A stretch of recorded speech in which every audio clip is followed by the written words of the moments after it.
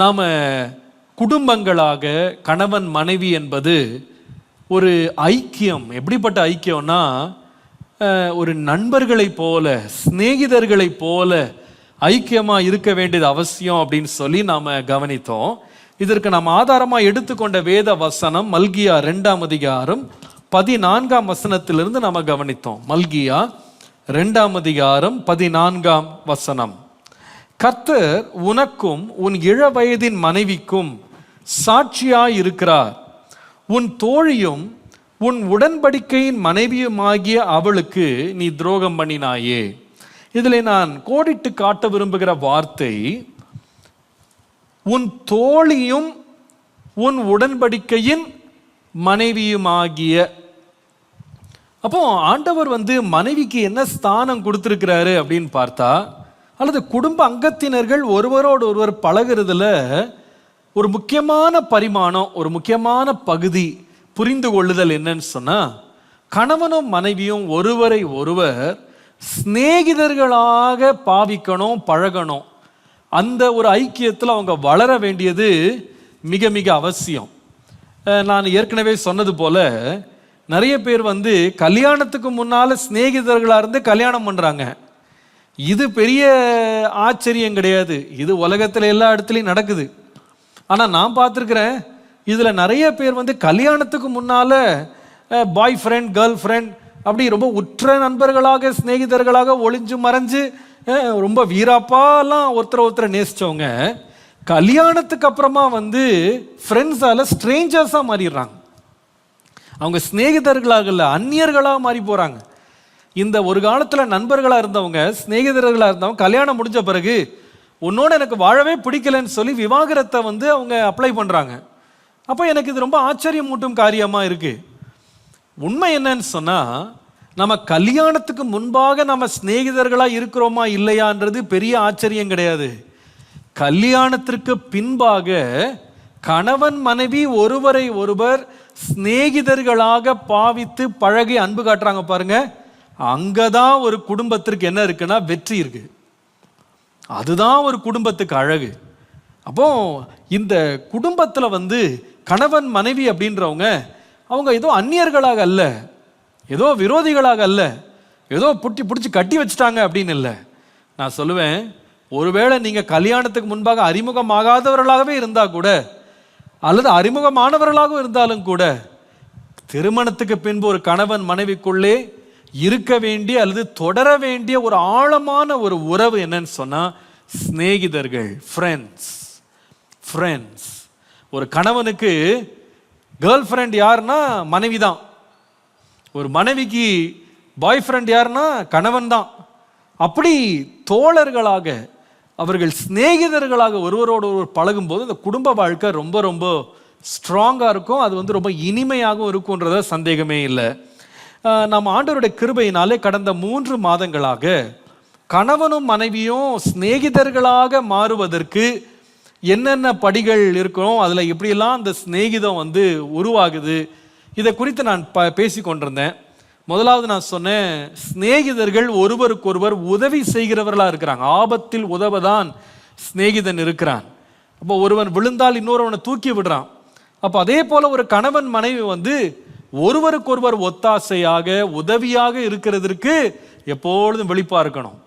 எல்லாருக்கும் ஒரு நாள் விழுக வரும், பலவீனம் வரும், அவங்க வாழ்க்கையில் சில போராட்டங்கள் வரும். ஆனால் அந்நியர்களை போல பாவிக்காமல், அந்த வழி அருகே விழுந்து போன அந்த வழிப்போக்கனை போல, திருடர்களால் அடிபட்டு காயப்பட்டு கிடந்தவனை பார்த்தும் பார்க்காம ஒதுங்கி போன லேவியனை போல, ஒரு ஆசாரியனை போல நம்ம இருக்கக்கூடாது. கணவன் மனைவிக்குள்ளே அவருடைய பலவீன நேரங்கள், அவருடைய விழுகைகள், அவருடைய தவறுகள் வரும்போது ஒருவரை ஒருவர் குழியிலிருந்து தூக்கி விடுறதுக்கு ஆண்டவர் சிநேகிதர்களாக கணவன் மனைவியை வைத்திருக்கிறார். நாம் கவனித்தோம், 2வது மாதம் நண்பர்கள் ஒருவரை ஒருவர் கனம் பண்றாங்க. they honor each other.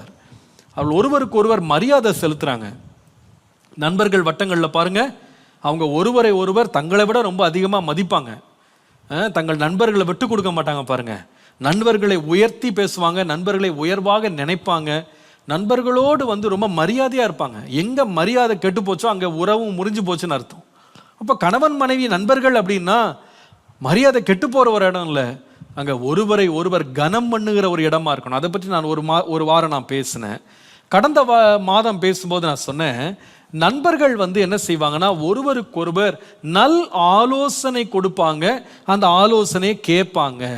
உட்கருத்தான ஆலோசனை, ஏற்ற காலத்தில் கொடுக்கப்பட்ட அந்த உட்கருத்தான ஆலோசனை, சிநேகிதனுடைய ஆலோசனை, இதை குறித்து கடந்த மாதம் நான் உங்களோட பேசினேன். இந்த செய்திகள் எல்லாம் யூடியூப்ல தான் இருக்கு. நீங்க எப்போ வேணாலும் அதை நீங்க கேட்கலாம், நீங்க கேளுங்க. இது வரைக்கும் நீங்க இதான் முதல் முறை பாஸ்டர் நான் இந்த மாதிரி மீட்டிங் அட்டன் பண்ணது இல்லைன்னா, நீங்க நம்ம யூடியூப் சேனல்ல போனீங்கன்னா தனியா ஒரு செக்ஷனே இருக்கு. அதுல வந்து ஒரு பிளேலிஸ்டே இருக்கு.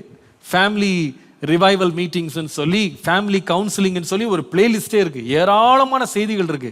நீங்க அதை கேட்கறது ரொம்ப நல்லது. ஒருவேளை இந்த செய்தியை யாராவது திருமணமாக போகிற ஒரு வாலிப பிள்ளை, ஒரு வாலிப பையன் நீங்க கேட்டுக்கிட்டு இருந்தீங்கன்னா, ஒரு நல்ல மேரேஜ் கவுன்சிலிங்கா இருக்கும். அது திருமணத்துக்கு முன்னாலேயே இதெல்லாம் கேட்டுறது ரொம்ப நல்லது. ஏன்னா நிறைய வேளை நான் பிரசவம் பண்ணி முடிச்ச உடனே நிறைய பேர் எனக்கு அனுப்புகிற ஒரு மெயிலோ அல்லது ஒரு வாட்ஸ்அப்போ அல்லது நேரடியாகவே நிறைய பேர் சொல்லுங்க, பாஸ்டர் இதே செய்தியை என் கல்யாணம் ஆரம்பத்தில் கேட்டிருந்தா எவ்வளோ பிரச்சனைகளை நான் தவிர்த்திருப்பேன், எவ்வளோ நல்லா இருக்க பார்த்தது அப்படின்னு அவங்க சொல்லியிருக்காங்க. அதனால இது ஒரு மேரேஜ் கவுன்சிலிங்காக, திருமணத்துக்கு முன்பாகவே கேட்கக்கூடிய செய்திகளாக எடுத்து அதை நல்ல ஆவியோடு நீங்க கருத்தோடு கேளுங்க. ஆவியானவர் உங்களோடு பேசுவார். வேதத்தின் மகத்துவங்களை கர்த்தர் உங்களுக்கு வெளிப்படுத்தி தருவார். கர்த்தர் உங்களோடு இடைப்படுவார். இன்றைக்கு நான் கணவன் மனைவி குடும்ப உறவுகள் நண்பர்களாக வாழ வேண்டியதனுடைய அவசியத்துல இன்னொரு காரியம், ஒரு நண்பனாக கணவன் மனைவி ஒருவருக்கு ஒருவர் செய்ய வேண்டிய காரியம் என்ன வாசிக்கலாம். நீதிமொழிகள் 27ஆம் அதிகாரம் 17ஆம் வசனத்தை பாருங்க. நீதிமொழிகள் 27:17. Proverbs 27 verse 17. இரும்பை இரும்பு கருக்கிடும், அப்படியே மனுஷனும் தன் சிநேகிதனுடைய முகத்தை கருக்கிடுகிறான். நாம் புரிந்து கொள்ளக்கூடிய ஒரு மொழியில அல்லது ஒரு பதத்தில் நான் சொல்லணும்னா இந்த வசனத்தை இப்படி வாசிக்கலாம். இரும்பை இரும்பு கூர்மையாக்கும், அப்படியே மனுஷனும் தன் சிநேகிதனுடைய முகத்தை கூர்மையாக்குகிறான். கர்த்தருடைய பரிசுத்த நாமத்திற்கு மகிமை உண்டாவதாக. இந்த இடத்துல வந்து ஒரு நண்பன் வந்து என்ன செய்வான் அப்படின்னு சொல்லி பார்க்குறோம். ரொம்ப ஆச்சரியமா இருக்கு. இந்த நண்பர்களுக்கு வந்து பெரிய ஞானி சாலமோன் அவன் கொடுத்த உருவகம் அல்லது ஒப்புமை என்னன்னு கேட்டிங்கன்னா இரும்புன்னு சொல்கிறான். இரும்பு வந்து ரொம்ப பலம் உள்ளது, ரொம்ப வலிமையானது. இந்த இரும்பு வந்து யார் கையில் இருக்கோ அவங்க வந்து ரொம்ப பலசாலிகளாக இருக்கிறாங்க. அவங்க யுத்த ஆயுதங்கள் எல்லாம் இரும்பில் செஞ்சாங்க. அவங்க வந்து நிறைய டூல்ஸ், நிறைய உபகரணங்கள், ஹேமர், சுத்தியல், இந்த கோடாரி, ஈட்டி, இதெல்லாம் இரும்பை வச்சு தான் செஞ்சாங்க. ஏன்னா அது வந்து ரொம்ப வலிமை உள்ளது, ரொம்ப சீக்கிரமாக உடையாது, மரத்தை போல் உடையாது. அது வந்து நல்லா பழன்னு இருக்கும், ரொம்ப கூராக்கலாம். அது ரொம்ப நல்ல கனமாக இருக்கும். குத்தனா நேராக உள்ளே போயிடும். கடப்பாறையெல்லாம் பார்த்தீங்கன்னா இரும்பில் செஞ்சுருப்பாங்கன்னா அதில் வெயிட்லேயே அது என்ன பண்ணிடும்னா அது ரொம்ப ஆழங்களுக்கு பாஞ்சிரும். நீங்கள் பெரிய பெரிய கட்டிடங்கள் வந்து இன்றைக்கெல்லாம் பார்த்தீங்கன்னா அந்த கான்கிரீட் அப்படின்றது வந்து சிமெண்ட்டு, இந்த ப்ளூ மெட்டல்லாம் மிக்ஸ் பண்ணுறாங்கல்ல, இதெல்லாம் ஏன் இவ்வளோ ஸ்ட்ராங்காக இருக்குன்னா உள்ளே என்ன பண்ணுவாங்கன்னா கம்பியை போட்டுருவாங்க, ரீஇன்ஃபோர்ஸ்டு ஸ்டீல்னு சொல்லுவாங்க. இந்த இரும்பை உள்ளே போட்டாங்கன்னா அந்த பில்லரை பார்த்தீங்கன்னா அவ்வளோ ஸ்ட்ராங்காக இருக்கும். பெரிய பெரிய கட்டிடங்கள், இன்றைக்கு கூட கட்டப்படுகிற மிகப்பெரிய கட்டிடங்கள், உதாரணமாக வேர்ல்ட் ட்ரேட் சென்டர் என்று சொல்லப்பட்ட இந்த அமெரிக்காவில் நியூயார்க்கில் கீழே தள்ளப்பட்டதே அந்த பெரிய கட்டடம் வந்து அத்தனை மாடியும் மேலே வரைக்கும் ஃபுல்லாக இரும்புலே கட்டியிருக்காங்க. அத்தனை பில்லர்ஸையும் ஃபுல்லாக இரும்புலே, முழுசும் இரும்புலேயே செஞ்சு காஸ்ட் பண்ணி செஞ்சு மேலே எழுப்பிட்டாங்க. அவ்வளவு வலிமையானது. இன்னைக்கு பாருங்க, இந்த பாரிஸில் வந்து ஒரு பாரிஸ் அப்படின்னாலே அதுக்கு வந்து ஈஃபில் டவர் அப்படின்னு சொல்லி ஒரு டவர் இருக்கும். அது யார் வந்து அந்த டவருடைய படத்தை பார்த்தாலே இது பிரான்ஸ்ல இருக்கிற பாரிஸ்ன்னு கண்டுபிடிச்சிருவாங்க. இது முழுவதுமே இரும்பினால் செய்யப்பட்டது. இதுல பெரிய ஆச்சரியம் என்னன்னா, இத்தனை வருஷம் அந்த கட்டிடம் இருக்கணும்னு சொல்லி அவங்க செய்யலை. அது வந்து பிரான்ஸ்ல நடந்த ஒரு சயின்ஸ் எக்ஸிபிஷனுக்காக அதை வந்து அவங்க நிறுவியிருக்காங்க. அவங்களோட திட்டம் என்னன்னா, இந்த எக்ஸிபிஷன் முடிஞ்ச உடனே கழட்டி போட்டுறணும் அப்படின்னு திட்டம் போட்டாங்க. ஆனா இது ஒரு பெரிய வரவேற்பை பார்வையாளர்கள் நடுவில் பெற்ற உடனே அவங்க ஏன் இதை கழட்டணும், அப்படியே விட்டுறலான்னாங்க. இன்னைக்கு பார்த்தீங்கன்னா நூற்றுக்கணக்கான ஆண்டுகள் ஆகியும் அப்படியே நிற்கிறது. அவ்வளவு மழை, காற்று, என்னெல்லாம் அடிச்சாலும் அது அப்படியே நிக்குது பாருங்க. அதுக்குள்ள லிஃப்ட்டை போட்டு மேலே வந்து ஹோட்டல்லாம் கட்டியிருக்காங்க. அந்த கோபுரத்துக்கு மேலே ஹோட்டல், வெறும் இரும்பு, இரும்பினாலே ஆனது. அப்போ அந்த இரும்பு அப்படின்னாலே மனசுல வர்ற எண்ணம் என்னன்னா வலிமை, அதனுடைய கூர்மை, அதனுடைய பலம், அதனுடைய அதனுடைய வெயிட், இதெல்லாம் வந்து இரும்புக்கு வந்து அடையாளமா இருக்கு. வேதம் சொல்லுது, இந்த நண்பர்கள், சிநேகிதர்கள் எப்படிப்பட்டவங்கன்னா இரும்பை போல இருக்காங்களாம், ஒருத்தருக்கு ஒருத்தர் இரும்பா இருக்காங்களாம். அப்ப எவ்வளவு ஒரு வலிமையான ஒரு உறவு இந்த சிநேகிதர்களுடைய உறவுன்றத அங்கே ஞானி வந்து மறைமுகமாக சொல்றாரு. வேதம் சொல்லுது, கணவன் மனைவி யாருன்னா சிநேகிதர்கள். அப்போ சிநேகிதர்களா இருக்க வேண்டிய இந்த உறவு நல்லா ஸ்ட்ராங்கா இருக்கணும்னா நீங்க எப்படி இருக்கணும்னா நண்பர்களை போல இருக்கணும். அப்போ இந்த நண்பர்கள் எப்படி இருக்கணும் அப்படின்னா இரும்பை போல இருக்கிற இந்த ஸ்ட்ராங் இந்த நண்பர்களுக்கு வந்து என்ன இருக்கணும்னு கேட்டா, அவங்க ஒருவரை ஒருவர் என்ன செய்யணும்னா நல்லா கூர்மையாக்கணுமா, நல்லா ஷார்ப் பண்ணணுமா, நல்லா தீட்டணுமா, பிடிச்சி நல்லா தீட்டி அவங்கள என்ன பண்ணணும்னா அவங்கள வச்சிருக்கணுமா. இந்த வசனத்தை நீங்க வாசிக்கும் போது நான் சுருக்கமாக, நீங்க கணவன் மனைவியாக, ஒரு குடும்பமாக, பெற்றோர் பிள்ளைகளாக ஒரு குடும்பமாகவே வச்சுக்கலாமே.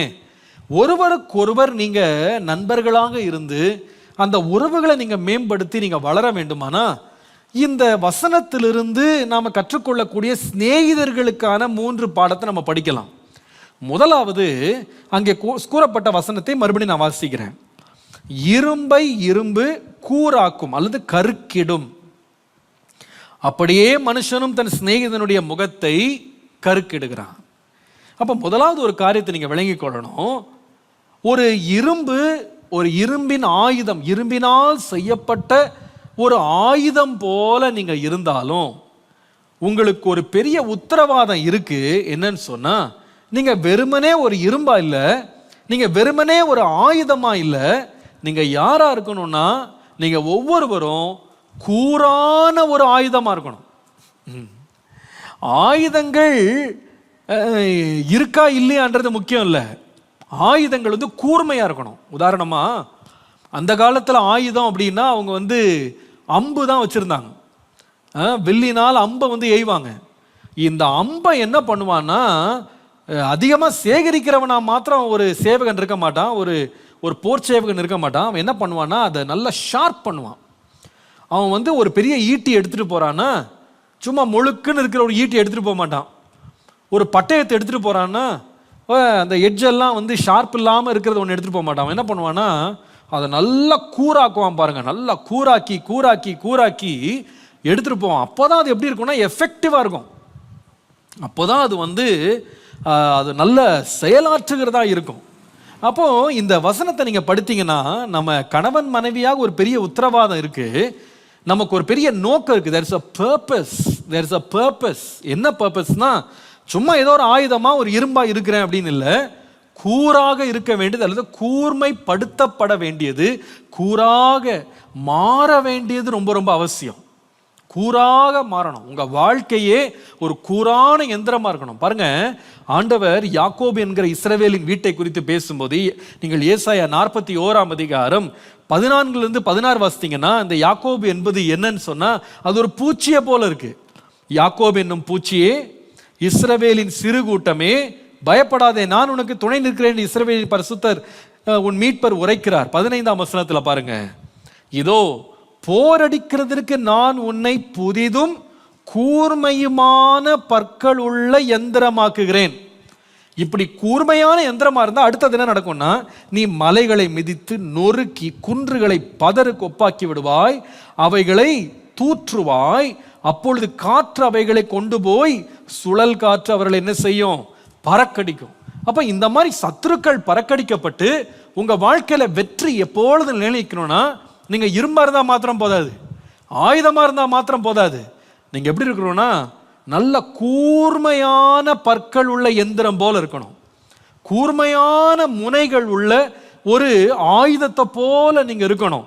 இது ரொம்ப ரொம்ப அவசியம். அப்போ ஆண்டவர் கணவன் மனைவியை ஏன் வச்சிருக்கிறார் அப்படின்னா, நீங்க ஒருவரை ஒருவர் கூர்மையானதா மாற்றணும். நல்லா கவனிங்க, இன்னைக்கு நம்ம செய்தி வந்து கவனிச்சாதான் உங்களுக்கு விளங்கும். அதாவது நீங்க கணவன் மனைவி அப்படின்றது வந்து ஏதோ பேருக்கு நான் ஒரு கணவன் மனைவியா நாங்கள் வந்து ஒருவருக்கு ஒருவர் வாக்குறுதி கொடுத்து நாங்கள் ஒன்றா சேர்ந்துட்டோம், கை பிடிச்சி ஆண்டுக்கு முன்னாடி வாக்குறுதி கொடுத்துட்டோம், நாங்கள் யார் வீட்லேயோ பிறந்தோம், அப்புறமா நம்ம எல்லாம் ஒன்றா குடித்தனம் ஆரம்பித்து நம்ம ஒன்றா வாழ்கிறோம், 10 வருஷம் கொண்டாடுறோம், 25 வருஷம் கொண்டாடுறோம், 50 வருஷம் கொண்டாடுறோம், திருமண வாழ்க்கையை நாங்கள் இத்தனை வருஷம் வாழ்ந்துட்டோம் அப்படின்னு நம்ம சும்மா பேருக்கு ஒரு கணவன் மனைவியாக இருக்கிறது இல்லை. அப்படி இருப்பீங்களான்னா கூறாக்கப்படாத ஒரு எந்திரம் போல தான் இருப்பீங்க, வெறும் ஒரு இரும்பாக தான் இருப்பீங்க. அது ஒரு துருப்பிடிச்ச இரும்பாக இருக்கலாம், அது ஒரு மல்கி போன இரும்பாக இருக்கலாம். ஆனால் நீங்கள் நண்பர்களாக ஒருவருக்கொருவர் செய்ய வேண்டிய ஒரு முக்கியமான காரியம் என்னன்னா, ஒருவரை ஒருவர் நீங்கள் கூறாக்க வேண்டியது. வித்தியாசத்தை உங்களுக்கு நான் சொல்கிறேன். அதாவது ஒரு கணவன் மனைவியாக நீங்கள் எந்த நிலையில கூட வாழலாம் அப்படின்னா, கணவன் மனைவியின் வேலை என்ன? வேலைக்கு போகணும், சம்பாதிக்கணும், காசை சேர்க்கணும், செலவு பண்ணணும். இப்படி வாழ்ந்துட்டு குடும்பங்களை நீங்கள் நடத்திட்டு போயிடலாம். வாழ்நாள்லாம் வேலை செஞ்சு சம்பாரித்து சேர்த்து பொருட்களால் வீட்டை நிரப்பிச்சு, நான் பாருங்க நான் குடும்பமாக இருக்கேன், நான் கணவனாக இருக்கேன், மனைவியாக இருக்கேன், என் வேலையை நான் நிறைவேற்றிட்டேன், அப்படியும் வாழலாம். ஆனால் அதே நேரத்தில் நீங்கள் யாராவும் இருக்கலாம்னா வெறும் சம்பாதிக்கிறவரா இல்லை, ஒரு மாதிரி உள்ள ஒரு கணவனாக, ஒரு மாதிரி உள்ள ஒரு மனைவியாக, அநேகருக்கு எடுத்துக்காட்டாக நீங்கள் மாறலாம். இதுக்கு சம்பளம் கொடுக்க மாட்டாங்க, இதை போய் நீங்கள் பேங்க்ல சேர்க்க முடியாது, இதுக்கு தனி அக்கௌண்ட் ஓபன் பண்ண முடியாது. நான் சொல்றேன், இது யாருன்னா கூரான அம்புகளை போல இருக்கிறவங்க. இவங்க சும்மா பேருக்குன்னு ஒரு ஆயுதமா இருக்கிறவங்கல்ல, ஒரு எஃபெக்டிவ் லைஃப், அவங்க வாழ்க்கையில வந்து பிரயோஜனம் உள்ளவர்களா இருக்கிறவங்க, அவங்க ரொம்ப எஃபெக்டிவா இருக்கிறாங்க. ரெண்டாவது நான் சொல்லுவேன், சில பேர் இருக்காங்க கல்யாணம் ஆயிடுச்சா அவங்க என்ன நினைக்கிறாங்கன்னா, கல்யாணம் ஆச்சுன்னா சமைக்கணும், வீட்டை கவனிக்கணும், துணியை துவைக்கணும், வீட்டை பராமரிக்கணும், இதுதான் கணவன் மனைவியின் வேலை. அப்போ நிறைய பேர் வந்து 50 வருஷம் திருமண வாழ்க்கை வாழ்ந்துட்டு என்னங்க வாழ்க்கையில் சாதிச்சிங்க அப்படின்னு கேட்டால், 50 வருஷமா துணி துவைச்சேன், 50 வருஷமா 3 வேளை சாப்பாடு பொங்கி போட்டேன், 50 வருஷமா வீட்டை பெருக்கினேன், 50 வருஷமா வீட்டை பராமரித்தேன். இது என்னன்னு சொன்னால் ஒரு எந்திரம், ஜஸ்ட் அனதர் இன்ஸ்ட்ருமெண்ட். இதை நான் சொல்றது தப்பா நினைக்காதீங்க, உலகத்தில் இருக்கிற மிருகங்கள் கூட இதை செய்யுது. கணவன் மனைவியா இருந்தா செய்யணும்னு இல்லை. இன்றைக்கு வாழ்க்கை வாழுகிற நிறைய மிருகங்கள் நம்மளை விட ரொம்ப கஷ்டப்பட்டு உழைக்குது தெரியுமா? நீங்க இந்த வேல்ஸ், இந்த திமிங்கலங்கள்லாம் இருக்கு பாருங்க, இதெல்லாம் குட்டி போடுறதுக்குன்னு சொல்லி கிட்டத்தட்ட 3000 கிலோமீட்டர் வந்து அது நீந்தி போதான் ஒரு கான்டினென்ட்லேருந்து இன்னொரு கான்டினென்ட்டுக்கு பல மாதங்களாக நீந்தி போய் ஒரு இடத்துல போய் அது இனப்பெருக்க செஞ்சு திரும்பி வருதான். அந்த பறவைகள்லாம் பார்த்தீங்கன்னா அது கூட கனடாவிலேருந்து வேடத்தாங்களுக்கு வருதுங்க, கூடு கட்டுது, அது முட்டை போடுது, அது குஞ்சு பொறிக்குது, அது சின்ன குஞ்சுகளை கூட்டிட்டு திருப்பி போகுது. இதெல்லாம் பெரிய அதிசயம் கிடையாது, இது மிருகங்கள் கூட செய்யுது. நீங்கள் என்ன நினைக்கலான்னா, பாரு நான் வந்து வீட்டை பராமரித்தேன், நான் சமைச்சேன், அது கூடங்க டெய்லி சாப்பாடு எங்கேயாவது கலெக்ட் பண்ணிட்டு வந்துடுது. ஏன்னா நம்மள மாதிரி சமைக்கிறது இல்லை, ஸ்டவ் எல்லாம் கிடையாது, அதுக்கு என்ன சொல்றீங்க, ரேஷன் கிடையாது. ஆனால் வந்து கரெக்டாக காலையில் எழுந்தோடனே போய் சாப்பாடை தேடி என்ன பண்ணிடுது, டெய்லி, அது ஃப்ரிட்ஜெல்லாம் கிடையாது, அதுக்கு டெய்லி போனோம், டெய்லி போய் சாப்பாடை எங்கேயாவது கலெக்ட் பண்ணுறது கொடுத்துருது. அதனால தான் அது இன்னும் உயிர் வாழுது. அப்போ நம்ம சாப்பாடு சமைக்கிறதும் வீட்டை பராமரிக்கிறதும் பெரிய சாதனை நினச்சிக்கிடாதீங்க. இதை வந்து சம்பளமே இல்லாமல், சேமிப்பே இல்லாமல், தினந்தோறும் மழையோ வெயிலோ காற்றோ பனியோ என்ன வந்தாலும் சரி, புயல் வந்தாலும் போய் ஆகாரத்தை தேடி தன்னுடைய குடும்பத்தை பராமரிக்கிற மிருகங்கள் இருக்கு, பறவைகள் இருக்கு, ஆறறிவில்லாத ஜீவ ஜந்துக்கள் அதை காப்பாற்றுது பாருங்க. அப்போ இதுதான் என் வாழ்க்கையின் சாதனை நீங்க சொல்லுவீங்களான்னா பெரிய அதிசயம் ஒன்றும் கிடையாது. இது ஒரு பெரிய அதிசயம் இல்லை, இது ஒரு எந்திரம் போல டெய்லி சமைக்கும், எந்திரம் போல வாஷிங் மிஷின் மாதிரி இதுவும் துவைச்சு போடும், நீங்களும் துவைக்கிறீங்க, மிஷினில் போட்டால் அதுவும் துவைக்குது. இது பெரிய அதிசயம் கிடையாது, this is not a big thing. ஆனால் எது கூர்மையான எந்திரம் அப்படின்னு சொன்னால், எது கூர்மையான ஆயுதம்னு சொன்னால், தனக்கு பின்வரும் சந்ததிகளுக்கும் பின்பற்றி வரக்கூடிய நற்பெயரை விட்டுட்டு போகிறாங்க பாருங்க, சுதந்திரங்களை விட்டுட்டு போகிறாங்க பாருங்க, நற்சாட்சியை விட்டுட்டு போகிறாங்க பாருங்க. இவங்க தான் யாருன்னா கூரான எந்திரம். ஏதோ வந்தேன், பிறந்தேன், வாழ்ந்தேன், கல்யாணம் பண்ணேன், ஒரு பொண்ணை பார்த்தேன், மாப்பிள்ளையை பார்த்தேன், கல்யாணம் பண்ணேன், பிள்ளைகளை பெற்றேன், வீட்டை கட்டினேன், சேர்த்தேன், சம்பாரிச்சேன், இது பெரிய சாதனை இல்லை. ஒரு கூரான எந்திரமா இருக்கணும். That is your purpose, that is your purpose.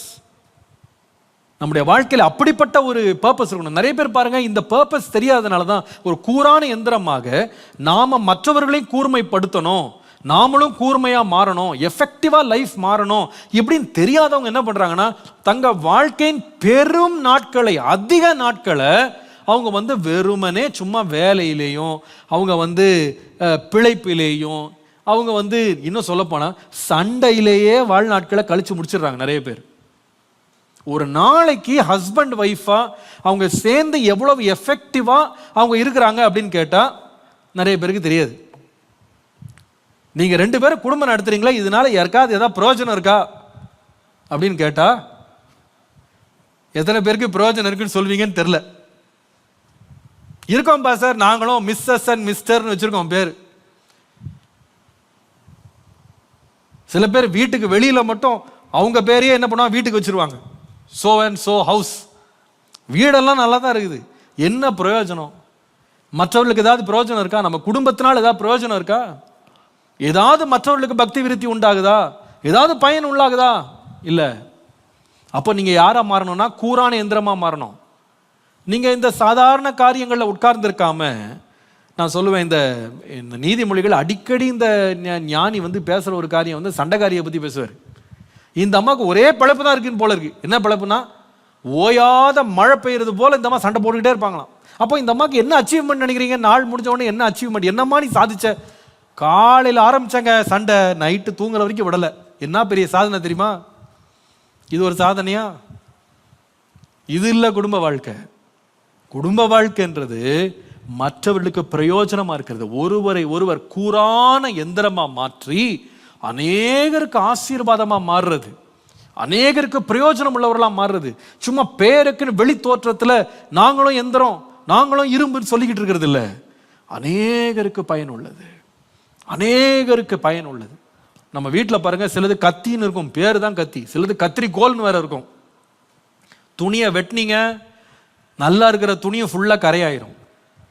சிலது பார்த்தீங்கன்னா பால் கவரை வெட்டலான்னு சொல்லி அந்த கத்திரிக்கோல் எடுத்தீங்கன்னா அது வலிக்கிட்டே தான் போகும், வெட்டவே வெட்டாது. ஏன்னு கேட்டால் என்ன பண்ணல, பேரு கத்திரிக்கோல் தான், கடையில் தான் வாங்கினது. ஆனால் என்ன ஆச்சுன்னா கூரா இல்லை, பிரயோஜனம் இல்லை. அதனால அதை வெட்டுறவங்களுக்கு கை தான் வலிக்கும், அதனுடைய பழங்களும் நாசமாக போயிடும். பாருங்க, எல்லாம் குழஞ்சு போயிடும். வீடுகள் எப்படி இருக்கணும்னா, கணவன் மனைவி இருவரும் சேர்ந்து ஆண்டவர் ஏன் வச்சாருன்னா அநேகருக்கு ஆசீர்வாதமா இருக்கும்படி, அநேகருக்கு ஆசீர்வாதமா இருக்கும். அதனாலதான் ஆண்டவர் வந்து அந்த ஆதாம் ஏவாளை ஆசீர்வாதம், நீங்க பழுங்க பெருகுங்க பூமியை நிரப்பியது என்ன பண்ணுங்கன்னா ஆண்டு கொள்ளுங்க. எவ்வளவு ஒரு பிரயோஜனம் உள்ள வாழ்க்கை ஆண்டவர் திட்டமிட்டு இருந்தார் பாருங்க. நான் சொல்லுவேன், இந்த இந்த இந்த காரியத்தில் நம்ம கவனம் செலுத்தணும். நான் குடும்பமா சேர்ந்து நான் என்ன பண்றேன், கணவன் மனைவியா சேர்ந்து நான் என்ன சாதிக்கிறேன்? ஒருவரை ஒருவர் கூறாக்குகிறேனா? ஒருவருக்கு ஒருவர் நான் வந்து பிரச்சனையா இருக்கிறேனா? ஒருவர் மேல் ஒருவர் நான் வந்து நாங்க சேர்ந்து ஒருவரை ஒருவர் மற்றவர்களுக்கு பிரயோஜனமா மாற்றோம். ஒரு உதாரணத்தை உங்களுக்கு சொல்றேன். கடந்த வாரம் கூட என் மனைவி வந்து இதை வந்து அவங்களுடைய சகோதரிகள் கூட்டத்தில் இதை பத்தி பேசினாங்க. கசப்பு பத்தி பேசும்போது இந்த குறிப்பை சொன்னாங்க. இந்த சிம்சோன் ஒருத்தர் இருந்தான் பார்த்தீங்களா, பெரிய பலசாலிங்க. அவன் ரொம்ப சாதாரண ஆள் கிடையாது. சின்ன வயசுல இருந்து திராட்சை ரசம் குடிக்காதவன், தலைமுடியை வெட்டாதவன், நசரேயன் அப்படின்ற விரதம் அவனுக்கு இருந்துச்சு. இஸ்ரவேல் ஜனங்களை அவன் வந்து நியாயம் தீர்த்தவன், பயங்கரமான பலசாலி. சிங்கத்தை கூட கிழிச்சு போட்டுருவான். 300 நடிகளை ஒன்னா பிடிச்சு வாழை கட்டி பெலிசியர்கள் எல்லாம் பயமுறுத்தினான். வாசகால அப்படியே அந்த சட்டத்தோட சேர்த்து தூக்கிட்டு போயிட்டான். பயங்கரமான பலசாலிங்க. ஆனா இவன் லைஃப்ல ஒரு பெண்ணின் மேல் சிநேகமா இருந்தான்னு வாசிக்கிறோம். அவள் பேர் வந்து என்ன, தெலைலாள். நீங்கள் இதை குறித்து நீங்க நியாயாதிபதிகள் 16:4 வாசிக்கலாம். சோரேக் ஆற்றங்கரையில் இருக்கிற தெலீலாள் என்னும் பேர் உள்ள ஒரு ஸ்திரீயோட சிநேகமா இருந்தான், ஃப்ரெண்ட்லியா இருந்தானா. இவருக்கு இந்த மாதிரி தான் கேர்ள் ஃப்ரெண்டு. இந்த கேர்ள் ஃப்ரெண்டை பிடிச்சான் பாருங்க, பிடிச்ச நாள்ல இருந்து இவனுக்கு தரித்திரம் பிடிச்சது. இவனுக்கு வந்தது தொல்லை. இவளை ஃப்ரெண்டுன்னு நினைச்சான். சொல்லுது, அவன் மனசார அவளை ரொம்ப நேசிச்சானா அந்த பிள்ளைய. அந்த பெண்ணை உண்மையை நேசிச்சாங்க. ஆனா இவ்வளவு நேசிச்சு நண்பர்களா இருந்தாங்களே, இதனுடைய விளைவு என்னன்னு பார்த்தீங்கன்னா, ஏதாவது பிரயோஜனம் இருந்துச்சா? ஒன்றும் கிடையாது. இந்த அம்மா பண்ண வேலையை பாருங்க. இவ்வளோ பெரிய பலசாலியே கர்த்தர் இந்த பெண்ணின் கையில அகப்படுறா பாருங்க. இந்த இந்த பெண்ணின் கையில் இவ்வளோ பெரிய பலசாலி அகப்படுறான். இவ்வளோ பெரிய பலசாலியை வச்சு இவனை வச்சு என்னென்னலாம் செஞ்சிருக்கலாம், எவ்வளோ சாதனை படைச்சிருக்கலாம், எத்தனை மக்களுக்கு நியாயம் செஞ்சிருக்கலாம், எவ்வளவு தூரம் அநேக அநியாயங்களுக்கு ஒரு தடுப்புக்கெல்லாம் இருந்திருக்கலாம், எவ்வளவோ கர்த்தரால பயன்படுத்தப்படக்கூடிய ஒரு கூரான எந்திரமா மாறி இருக்கலாங்க. ஆனா அந்த பெண்ணோடு சேர்ந்ததுனால அவனுக்கு வந்த கெதியை பார்த்தீங்கன்னா, நீங்கள் நியாயாதிபதிகள் 16ஆம் அதிகாரம் 16-17 வாசித்தீங்கன்னா, இப்படி அவனை தினம் தினம் தன் வார்த்தைகளினாலே நெருக்கி அலட்டி கொண்டிருக்கிறதினால் சாகத்தக்கதாய் அவன் ஆத்துமா விசனப்பட்டு தான் வாழ்க்கையின் ரகசியத்தை, தான் உயிருக்கு அவன் வச்சிருந்த ரகசியத்தை போய் சொல்லிட்டானா. எனக்கு இதை படிக்கும்போது ரொம்ப ஆச்சரியமா இருந்துச்சு, இதை கேட்கும்போது ரொம்ப ஆச்சரியமா இருந்துச்சு. ஏப்பா, நீ ஃப்ரெண்டா இருந்திய ஒரு பையனோட, உன் ஃப்ரெண்ட்ஷிப்பினுடைய அவுட்கம் என்ன? ஒருத்தனுக்கு உயிர் வாழவே பிடிக்கலையாங்க, சாகத்தக்கதாக அவனுக்கு व्यसனம் வந்துருச்சான். என்ன வாழ்ந்து என்ன புண்ணியம், என்ன பிரயோஜனம், செத்தா பரவாயில்ல. இவன் பெரிய நியாயாதிபதிங்க, இவனுக்கு ஒன்றும் தெரியாதெல்லாம் ஒன்றும் கிடையாது, எல்லாம் தெரியும் இவனுக்கு. மற்றவங்களோட நியாயத்தை எல்லாம் சொன்னவனுக்கு இந்த பெண் தன்னை சிக்க வைக்க போறான்னு தெரியுமா தெரியாதா? கண்டிப்பா அவனுக்கு தெரியும். ஏங்க போய் வலிய போய் தன்னுடைய ரகசியத்தை அவன் போய் சொன்னான்? ஏன் தெரியுமா?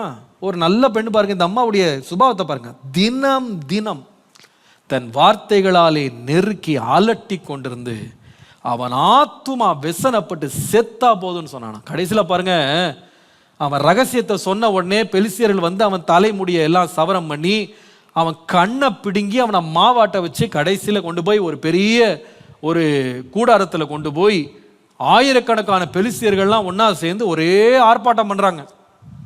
அந்த நேரத்தில் இவன் ஜெபம் பண்ணான் பாருங்க. என்ன ஜெபம் பண்ணான் தெரியுமா? ஆண்டவரே, எனக்கு ஜீவனை திரும்ப தாரோம் அப்படின்னு சொன்னானா? என் பலத்தை தாரும், நான் இழந்து போன அந்த ஸ்தானத்துக்கு நான் திரும்பி போனோம், நான் வாழணும் அப்படின்னு கேட்டானா? கேட்டிருந்தா நிச்சயம் ஆண்டவர் கொடுத்துருப்பாரு. ஆனால் அவன் என்னதான் ஜெபம் பண்ணான் தெரியுமா? கடைசியில் அவன் ஜெபம் பண்ண ஜெபம் கூட பார்த்தீங்கன்னா, நீங்கள் நியாயாதிபதிகள் 16:30 வாசிங்க. என் ஜீவன் பெலிஸ்தியரோடே கூட மடிய கடவுது என்று சொன்னான்.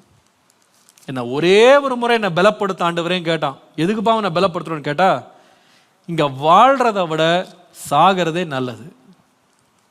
ரொம்ப வேதனையோடு சொல்றேங்க, ரொம்ப மனதார வேதனையோடு நான் சொல்றேன்.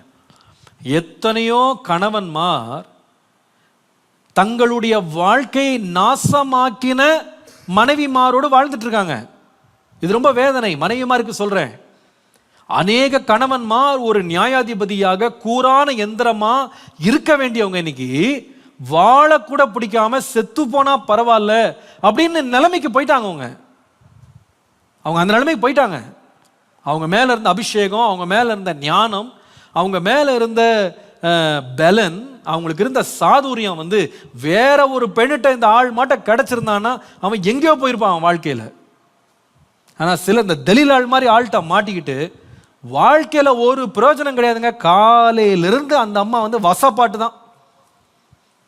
அவன் மனம் நோகத்தக்கதாக வாழ வேண்டியவன், மற்றவர்களுக்கு வாழ்க்கையை கொடுக்க வேண்டியவன், செத்தா போதும்னு சொல்ற அளவுக்கு போட்டு மனம் அடிவாக்குனான். நான் சொல்லுகிற வார்த்தை ஆண்களுக்கும் பொருந்தும்.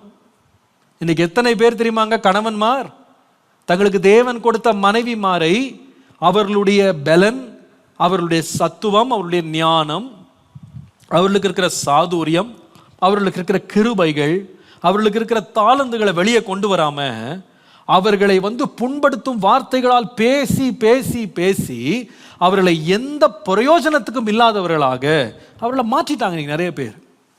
ரொம்ப வேதனையோடு சொல்லுவேன், சிலர் தங்கள் வாழ்க்கையை கூட முடிச்சுக்கிட்டாங்க.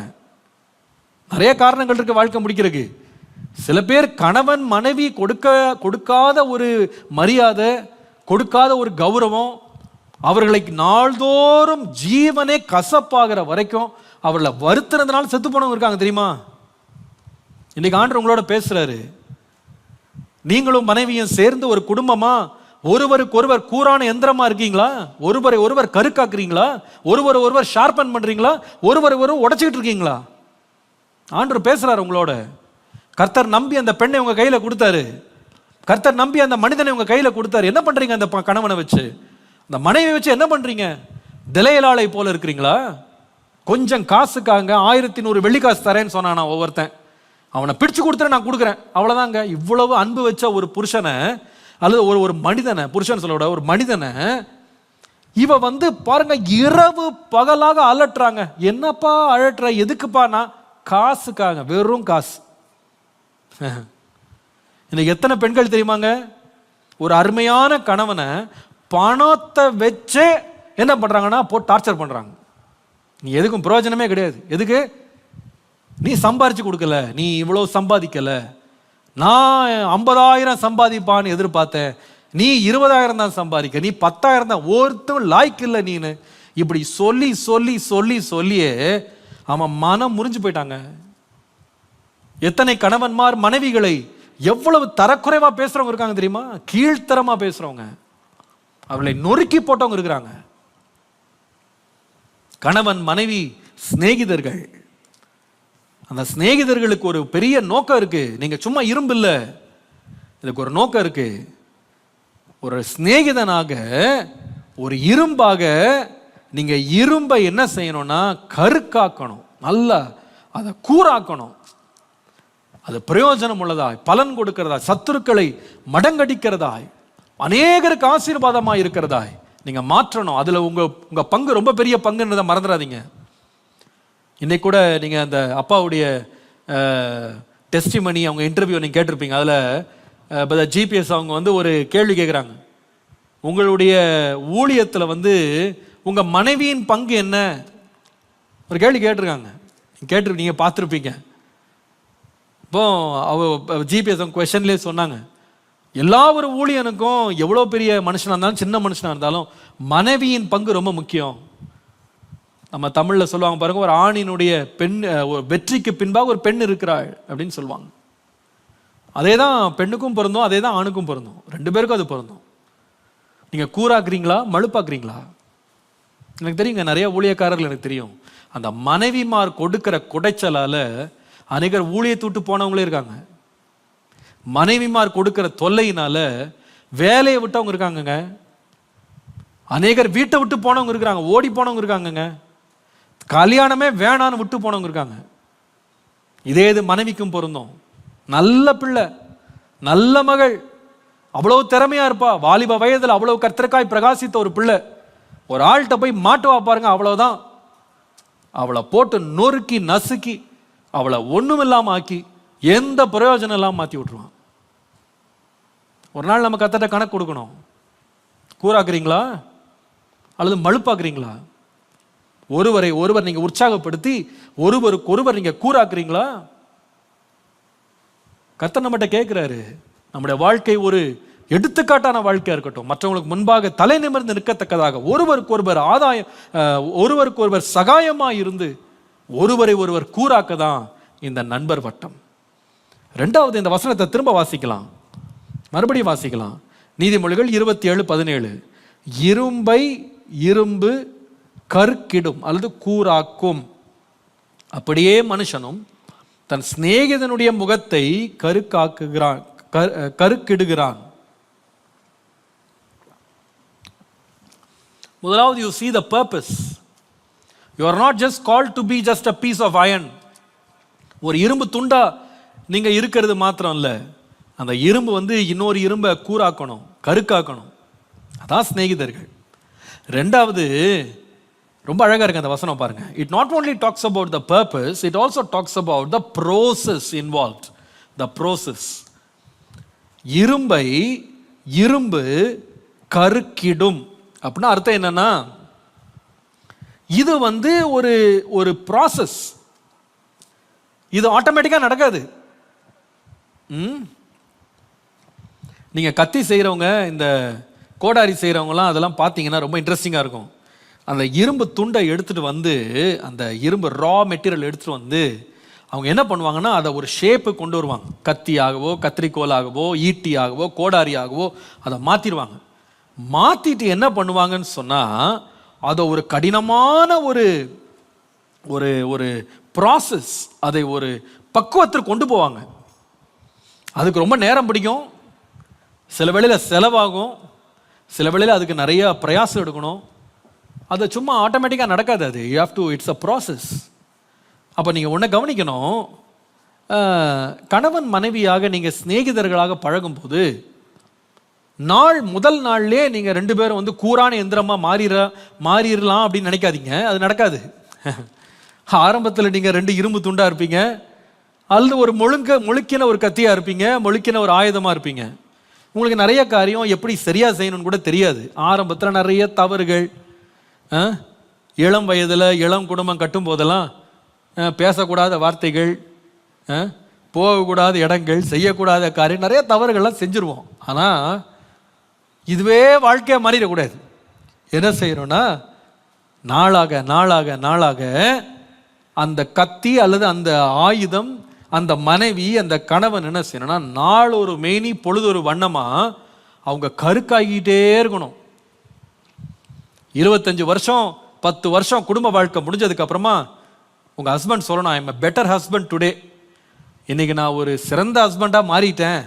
இந்த முதல் நாள் ஐயோயோ ரொம்ப மோசமான, அது வந்து ஃபோட்டோவில் தான் நல்லா இருந்துச்சுங்க, உள்ள அத்தனையும் துரு பிடிச்சது, உள்ள எல்லாம் முழுக்கு தான். இந்த 10 வருஷத்துல என் மனைவி என்ன பண்ணான்னா, நல்லா தேய்ச்சி தேய்ச்சி தேய்ச்சி தேய்ச்சி என்ன ஆக்கிட்டா, நல்லா கூறாக்கிட்டாங்க. இப்போ நான் அப்போ பேசுறது போல் நான் பேசுறது இல்லை. அதே போல் மனைவி சொல்லணுங்க, இவரை கட்டினா இந்த 10 வருஷத்துல இருந்ததும் ஒன்றும் இல்லாமல் போச்சு அப்படி சொல்லக்கூடாது. எப்படி சொல்லணும் தெரியுமா, நான் வரும்போது ஒன்றுமே தெரியாமல் வந்தேங்க, என்னன்னு கூட தெரியாது எனக்கு, எப்படி செய்யணும், என்ன பேசணும், எப்படி நடந்துக்கணும் ஒன்றும் தெரியாதுங்க. ஆனால் என் கணவன் என்னோட உட்காந்து என்ன பண்ணாருன்னா, ஒவ்வொன்றா சொல்லி கொடுத்து இந்த 10 வருஷத்தில் 20 வருஷத்தில் நான் ரொம்ப கெட்டிக்காரியாக மாறிட்டேங்க. நான் ஒரு நல்ல திறமையான ஒரு மனைவியாக நான் மாறிட்டேன் அப்படி சொல்லணும். சில வீடுகளை நான் பார்த்துருக்கேன், கல்யாணம் ஆரம்பத்தில் மனைவிக்கு என்னன்னே தெரியாது, அடுப்பு கூட கொளுத்த தெரியாதுன்னு சொல்லுவாங்க. ஆனால் 10 வருஷத்தில் கணவன் என்ன பண்ணுவார்னா, அவங்கள என்கரேஜ் பண்ணி ரொம்ப சிறந்த குக்காக மாற்றிடுவார். அவங்க ரொம்ப கெட்டிக்காரங்களாக மாறிடுவாங்க. சிலர் இருக்காங்க, ஒன்றும் தெரியாத அம்மா வந்தால் போதும், பேசுகிற பேச்சிலேயே அவங்க சமையலே என்ன பண்ணிடுவாங்க, மறந்துடுவாங்க, வெறுத்துருவாங்க. நீ ஹோட்டல்லே சாப்பிட்டு வாழு போ அப்படின்னு விட்டுருவாங்க. நம்ம எப்படி இருக்கோம், ஒருவர் கருக்காக்குறோமா, அந்த ப்ராசஸ்க்குள்ளே போகிறோமா? சில வேளையில் பாருங்கள், இந்த கூறாக்குறத போய் பார்த்துருக்கீங்க, எப்பயா போய் பார்த்துருக்கீங்களா? சில வேளை இந்த என்ன சாணம் ஏற்றுறது சொல்லுவாங்க, கத்தி சாணம் பண்ணுறதுனா. சில வேளை வீடுகளுக்கே ஒரு வீல் எடுத்துகிட்டு வருவாங்க பாருங்கள், அவங்ககிட்ட போய் ஒரு கத்தியை கொடுத்தீங்கன்னா அதை வந்து நல்லா சோப் போட்டு தேய்ச்சிக்கிட்டு இருக்க மாட்டான். என்ன பண்ணுவான், அது ஒரு ஹார்ட் சர்ஃபேஸில் வைப்பான் பாருங்க. வச்சா ஒரு பக்கம் பார்த்தீங்கன்னா சத்தம், இன்னொரு பக்கம் சூடு, இன்னொரு பக்கம் தீப்பிழம்பே எழும்பி வெளியே வரும். இதுதான் ஷார்ப்பனிங். கணவன் மனைவி 2 பேரும் எப்படி இருக்கணும்னா, ஒருத்தர் ஷார்ப்பன் பண்ணணும். எதுக்குன்னா, சில பேர் கையில் கத்தியை கொடுத்தீங்க, அவனுக்கு கூறாக்க தெரியாது, கொடுத்தீங்கன்னா கத்தியே இருக்காது, 2ஆக உடச்சி கையில் கொடுத்துருவான். ஏன்னா ஓவராக ஷார்ப் பண்ணிடுவான், போட்டு ஷார்ப்பிங்லேயே தான் லைஃபே அவனுக்கு போயிடும். அதை மொத்தமாக 2ஆக உடைக்க வரைக்கும் அவன் என்ன பண்ணுவான், ஷார்ப்பிங் பண்ணிக்கிட்டே இருப்பான். ஆனால் ஒரு நல்ல கெட்டிக்காரன்ட்ட போய் நீங்கள் ஷார்ப் பண்ணுற கத்தியை கொடுத்தீங்கன்னா அவன் கொஞ்ச நேரம் தேய்ச்சிட்டு சொல்லுவான், சார் இது இவ்வளோதான் சார், இதுக்கு மேலே ஷார்ப் பண்ணிங்க மோனா உடஞ்சி போயிடும். அவன் தான் கெட்டிக்காரன். சிலர் கணவன்மார் இருக்காங்க, சில மனைவிமார் இருக்காங்க. பாஸ்டர் ஷார்பன் பண்ண சொன்னார், உன்னை நல்லா கூறாக்க சொன்னார், போட்டு தேய்ச்சி எல்லா மோனையும் உடச்சி போட்டவங்க நிறைய பேர் இருக்காங்க. நீங்கள் உடச்சிடாதீங்க, உடச்சி போடாதீங்க. உங்களுக்கு தெரியணும், நான் ஒரு கிரிட்டிசிசம் பண்ணால் கூட நான் அவர்கள் வாழ்க்கையில் இருக்கிற குறைகளை நான் சுட்டி காண்பித்து அவருடைய ஒழுங்கின பகுதிகளை நான் கூறாக்குறேன் அப்படின்னா நீங்கள் என்ன பண்ணணும்னா அதையும் ரொம்ப ஜாக்கிரதையாக பண்ணணும். எல்லாருக்கும் ஒரு லிமிட்னு ஒன்று இருக்குது பாருங்க. சில பேருக்கு ஒரே கிரிட்டிசிசம் தான், மனைவியை பற்றி குறை பேசாட்டி அவங்களுக்கு தூக்கம் வராது. குறை சொல்கிறது ஒன்றும் தப்பு இல்லை, வெளியில் இருக்காளுங்க குறை சொல்கிறத விட ஒரு கணவன் தான் மனைவியினுடைய குறைகளை எடுத்து சொல்கிறது ஒன்றும் தப்பு இல்லை. ஆனால் நான் எப்பவுமே சொல்லுவேன், நீங்கள் பாராட்டையே கொடுக்காம வெறும் குறைய பேசிட்டு இருந்தீங்கன்னா அந்த கத்தி உடஞ்சி போயிடும். சில வேளையில் பார்த்துருக்கீங்களா, இந்த சில வேளை இந்த போர் பண்ணுவாங்க, இந்த இரும்புகள் எல்லாம் போர் பண்ணுவாங்க. அந்த போர் பண்ணுறதுக்கு ஓட்டை போடும்போது பார்த்தீங்கன்னா நல்ல கூரான ட்ரில்லை வச்சு போர் பண்ணுவாங்க. அந்த போர் பண்ணும்போது நீங்கள் கவனிச்சிருக்கீங்களா, எத்தனை பேர் கவனிச்சிக்க தெரியல, கூடவே என்ன பண்ணுவாங்கன்னா தண்ணி வச்சு ஊற்றிக்கிட்டே இருப்பாங்க. தண்ணியை ஊற்றி ஊற்றி ஊற்றி ஊற்றி போர் பண்ணுவாங்க. அப்படின்னா அர்த்தம் என்ன தெரியுமா, தண்ணி ஊற்றாமல் போர் பண்ணிக்கிட்டே இருந்தீங்க, இரும்பு சூடாகி 2ஆக உடஞ்சி போயிடும், எதுக்கும் பிரயோஜனம் இல்லாமல் போயிடும். அப்போ ஒரு மனைவியை பற்றியோ கணவனை பற்றியோ நீங்கள் அவருடைய குறைகளை நீங்கள் சுட்டி காட்டும் போது நீங்கள் அதோட சேர்த்து என்னையும் சேர்த்து வழங்கிடணும். கொஞ்சம் பாராட்டு, கொஞ்சம் எண்ணெய், கொஞ்சம் நல்ல சமையல், கொஞ்சம் சாப்பாடு வாய்க்கு ருசியாக போட்டு அப்புறமா என்ன பண்ணணும்? குறைய சொல்லணும். அவருடைய குற்றங்களை நாம் சுட்டி காட்டணும். ஒரு கணவன் மனைவியினுடைய வேலை அதுதான். ஒருவரை ஒருவர் கூறாக்க வேண்டியது ரொம்ப ரொம்ப அவசியம். கர்த்தருடைய பரிசுத்த நாமத்திற்கு மகிமை உண்டாவதாக. இது கொஞ்சம் கஷ்டமானது தான், இது ரொம்ப கஷ்டமானது தான். அதுவும் சொந்த மனைவிகிட்ட இருந்து குறை கேட்கறது ரொம்ப ரொம்ப கஷ்டம்.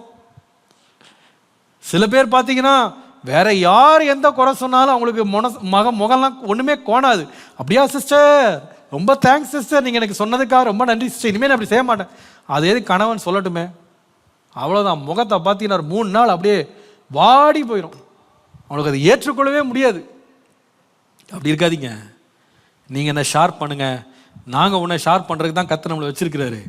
ஒருத்தருடைய குறைகளை நம்ம சுட்டி காட்டி நம்ம திருத்தி நம்ம ஒருத்தர் வளர்த்து அவர்களை கூறாக்க வேண்டியது. இது ஒரு ப்ராசஸ். நீங்கள் யாருமே கணவன் மனைவியா முதல் நாள் நீங்கள் குடும்ப வாழ்க்கை ஆரம்பித்த உடனே நீங்கள் உலகத்தின் பெஸ்ட் ஹஸ்பண்ட் அப்படின்னு பட்டத்தை நீங்களே போட்டுக்கிறாதீங்க. நமக்கு யாருக்குமே நிறைய தெரியாது. பழகி தான் கற்றுக்கொள்கிறோம். காலப்போக்கில் தான் கற்றுக்கொள்கிறோம். இதுக்கு ரொம்ப காலம் பிடிக்கும். அதுக்கு ரொம்ப டைம் எடுக்கும்.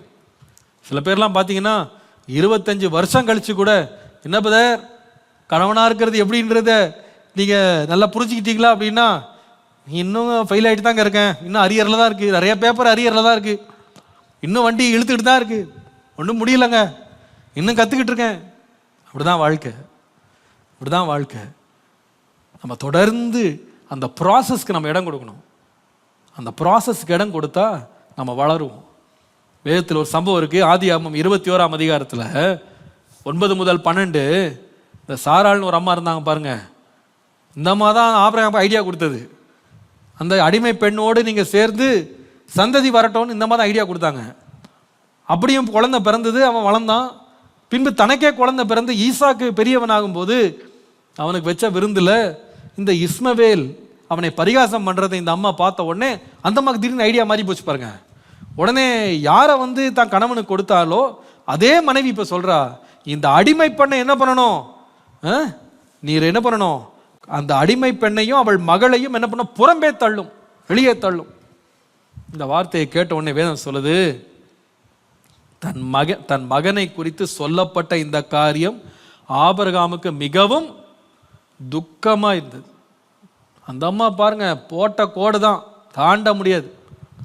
அந்த பொண்ணும் போனோம், அந்த பையனை வெளியே போனோம், அல்டார் எதுவும் நடக்காதுன்னு உட்காந்துட்டாங்க. இவர் என்னதான் பெரிய வெளியில பெரிய பெத்த பேர் தான் இவருக்கு.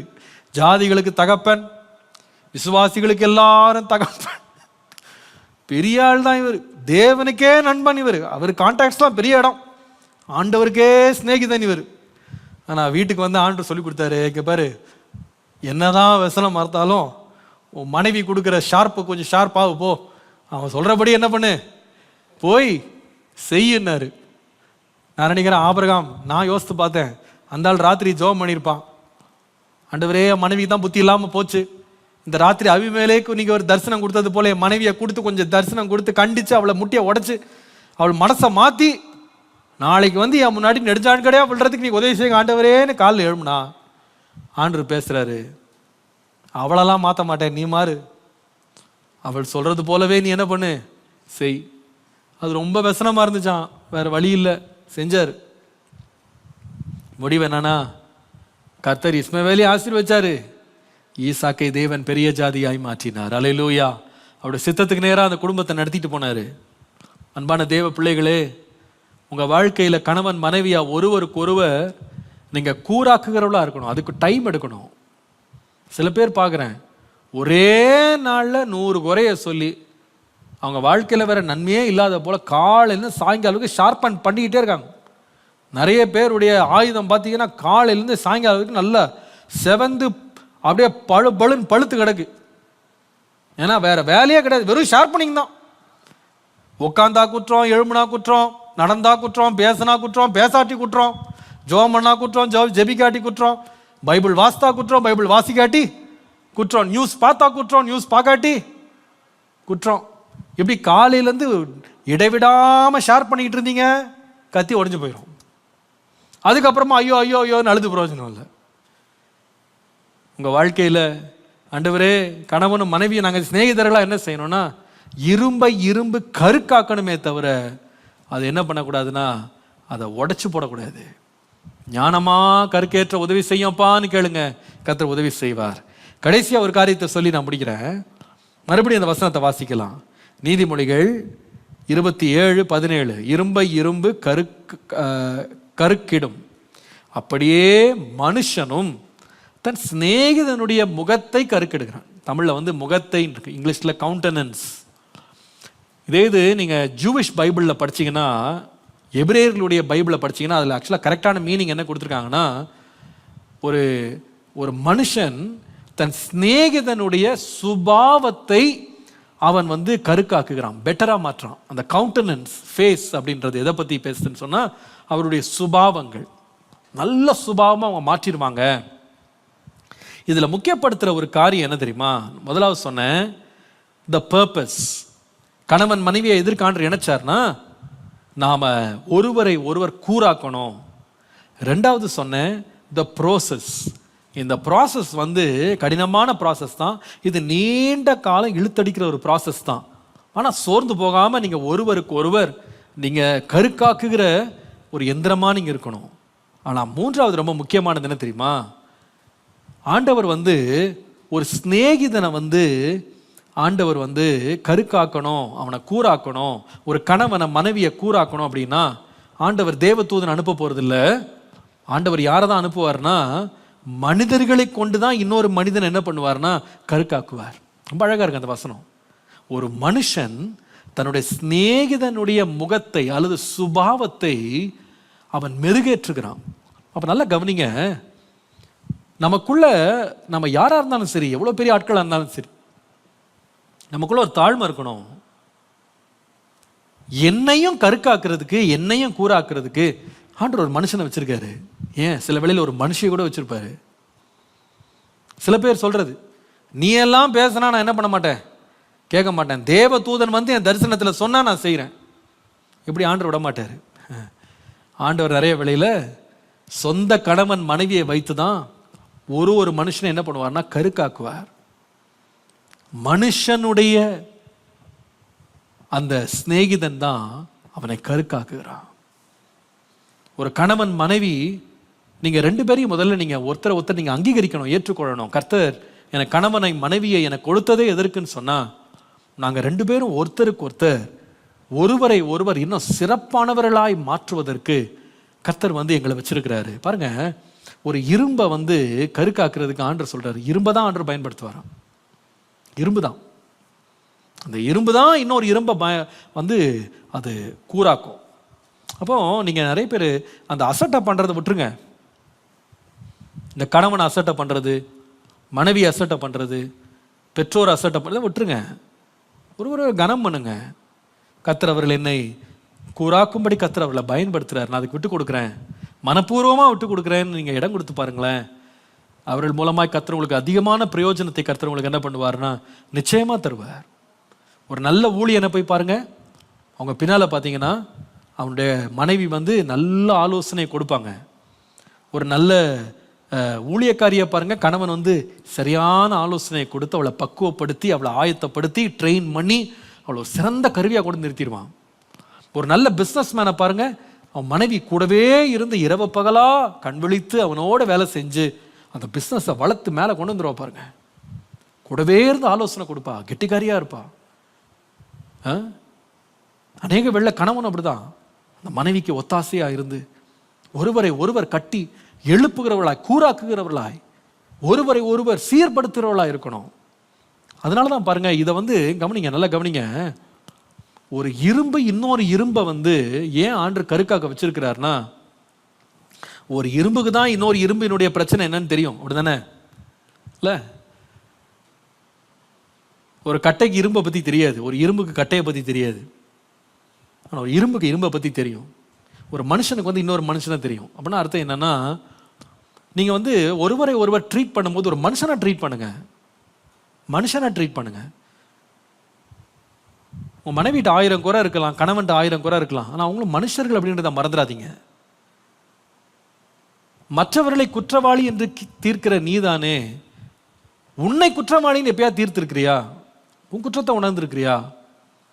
மற்றவன் கண்ணில் நீ வந்து தூசி எடுக்க ட்ரை பண்ணுறியப்பா, உன் கண்ணில் உத்தரமே இருக்கு, அது எப்பயா எடுத்திருக்கியா? நிறைய பேருடைய நினைப்பு என்னன்னு சொன்னால், நான்லாம் தப்பே செய்ய முடியாதுங்க, நான்லாம் வேற லெவல். இல்லை, நாம் முதல்ல மனிதாபியத்தோடு இருக்கணும். ஒரு கணவனுடைய வாழ்க்கையில் சில ஃபெயிலியர்ஸ், சில தவறுகள், சில வார்த்தைகள் தவற வந்திருக்கலாம். மனைவி யோசிக்கணும், நான் எத்தனை முறை மனம் பதறி பேசியிருக்கேன், எத்தனை முறை ஆத்திரப்பட்டு கோவப்பட்டு பேசியிருக்கேன். ஓகே, என்னுடைய கோபமான நேரத்தில் அப்படி பேசிட்டேன், என் மனைவிக்கு இன்னைக்கு கோபமான ஒரு நாள், சரி பேசணும் விடுங்க அப்படின்னு ஒருத்தர் ட்ரீட் பண்ணும்போதே ஒரு மனிதாபியத்தோடு ட்ரீட் பண்ணணும். அவனுடைய பலவீனங்களில் நீங்கள் மனிதாபியத்தோடு இருக்கணும். நீங்கள் ஒன்றும் மறந்துடக்கூடாது, நீங்களும் ஒரு இரும்பு தான். அவங்க எப்படி இரும்போ நீங்களும் இரும்பு தான், நீங்கள் எப்படி இரும்போ அவங்களும் இரும்பு தான். ஆனால் மனிதாபியத்தோடு இருங்க, ஒருத்தர் மனிதாபியத்தோடு நடத்துங்க. அவரோட பலவீனங்களில் பரிகாசம் பண்ணாதீங்க, பலவீனங்களில் அவர்களை தூக்கி கடாசாதீங்க. உங்களை தவிர யார் அவர்களை வந்து கூறாக்க முடியும்?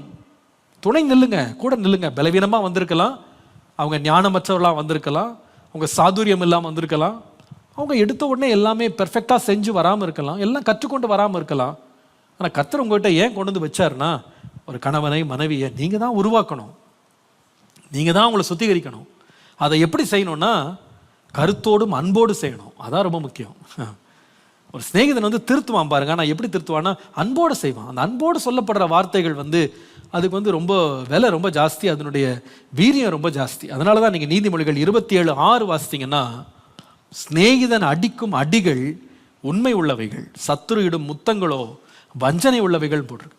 அதாவது ஒரு சிநேகிதனா ஒருத்தன் வந்து அடித்தா கூட அது எப்படி இருக்கும்னா அது வந்து உண்மையாக இருக்குமா. இன்னொரு விதமாக சொன்னால், ஓ பாஸ்டர் வந்து அடிக்க சொல்லியிருக்காரு, சிநேகிதர்கள் என்ன செய்வாங்க, ஒருத்தர் அடிப்பாங்க, அப்போ மனைவியை நல்லா போட்டு அடிக்கலாம். இப்படி வியாக்கியானம் தேடாதீங்க. இங்கே என்ன கருத்து அப்படின்னா, கடினமாக ஒரு சொல்லி கூட அவன் சொல்கிறான்னா அது எங்கேருந்து வரும்னா கோபத்துலேருந்து வராது.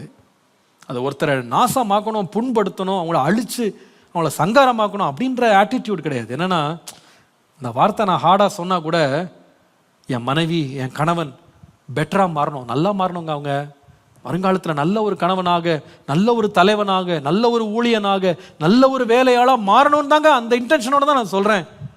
அந்த உட்கருத்து ரொம்ப முக்கியம், அந்த ஸ்நேகம் ரொம்ப முக்கியம். சில பேர் இருக்காங்க, எப்பாடா சான்ஸ் கிடைக்கும்னு வெயிட் பண்ணிட்டே இருப்பாங்க. ஒரு வாய்ப்பு கிடைச்சா போதும் உடனே குதிச்சிருவாங்க. நீ 20 வருஷத்துக்கு முன்னாடி என்ன செஞ்ச, அவ்வளோதான். அவங்க வாயிலேருந்து வர்ற வார்த்தைகளை பார்த்தீங்கன்னா கொஞ்சம் கூட ஈவு இறக்கமே இருக்காது, மனிதாபியமே இருக்காது. அப்படி இல்லை, ஒரு இறக்கத்தோட, நானும் பலவீனம்தான், என் வாழ்க்கையில் எத்தனையோ தோல்விகள் இருக்குது, எத்தனையோ சர்க்கல்கள் இருக்குது, நிறைய பலவீனங்கள் வெளியே தெரியும், சில தெரியாது. என் மனைவிக்கு இது ஒரு வீக் மோமெண்ட், என் கணவனுக்கு ஒரு வீக் மோமெண்ட், நான் கூட இருந்து அவரை தூக்கணும், அவரோட ஆத்மா அவனை ஆதாயப்படுத்தணும். புதிய ஏற்பாட்டில் அப்போஸ்தலனாகிய பவுல் சொல்லும் பொழுது, நம்முடைய இரட்சகராகிய இயேசு கிறிஸ்து இதற்கு ஒரு முன்னடையாளமாக இருக்கிறார்னு பேசுகிறார் பாருங்க. எபேசியர் 5ஆம் அதிகாரம் 25 முதல் 28 பாருங்க. எல்லாரும் அந்த வேத வசனத்தை கவனிங்க.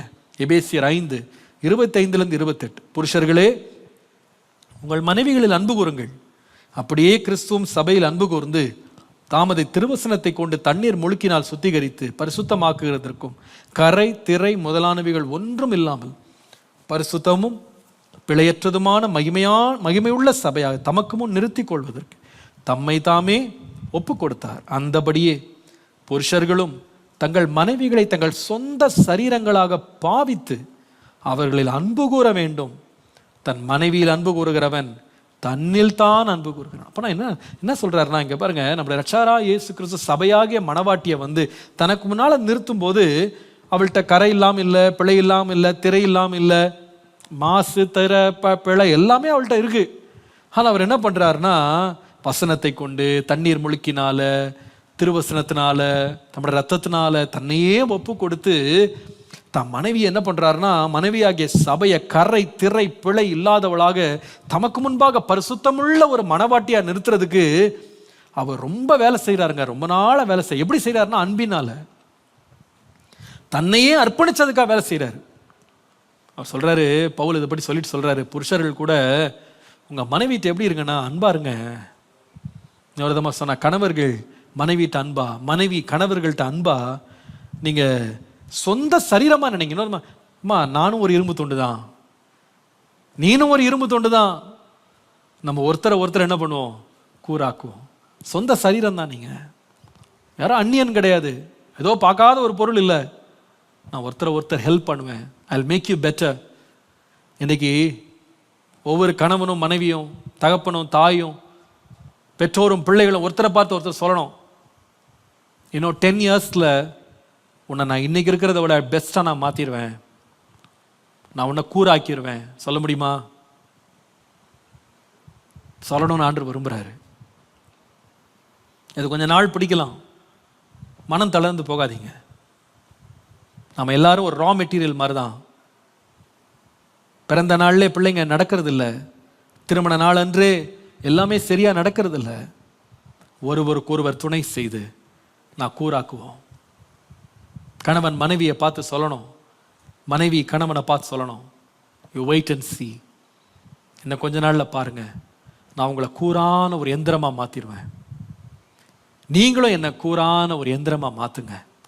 நாம் அநேகருக்கு ஆசீர்வாதமாக இருப்போம். இந்த தெலேலாள் செய்த குற்றத்தை நம்ம செய்ய வேணாம்.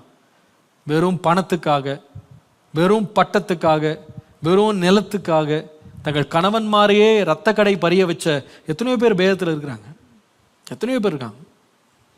கணவன் மேலும் பிள்ளைகள் மேலும் சந்ததிகள் மேலும் மனைவிமார் மேலும் பயங்கரமான கோபாக்கினை கொண்டு வந்தவங்க எவ்வளோ பேர் இருக்காங்க. கர்த்தர் இவங்களை நம்பி மனைவிகளையும் கணவன்களையும் கொடுத்து என்ன பிரயோஜனம்? ஒருவரை ஒருவர் அழித்து நாசமாக்குவதற்கு தான் தங்கள் வாழ்க்கையை பயன்படுத்திட்டாங்க. கர்த்தர் உங்களுக்கு முன்பாக ஒரு எதிர்காலத்தில் எத்தனை வருஷம் அந்த குடும்ப வாழ்க்கையை தரப்போறாரு எனக்கு தெரியாது. இந்த வசனத்தை கேட்டுக்கொண்டிருக்கிறவங்க, கர்த்தர் உங்கள் கையில் இன்னொரு 20 வருஷம் கொடுத்துருக்கலாம், ஒரு 50 வருஷம் உங்கள் கையில் கொடுத்துருக்கலாம்.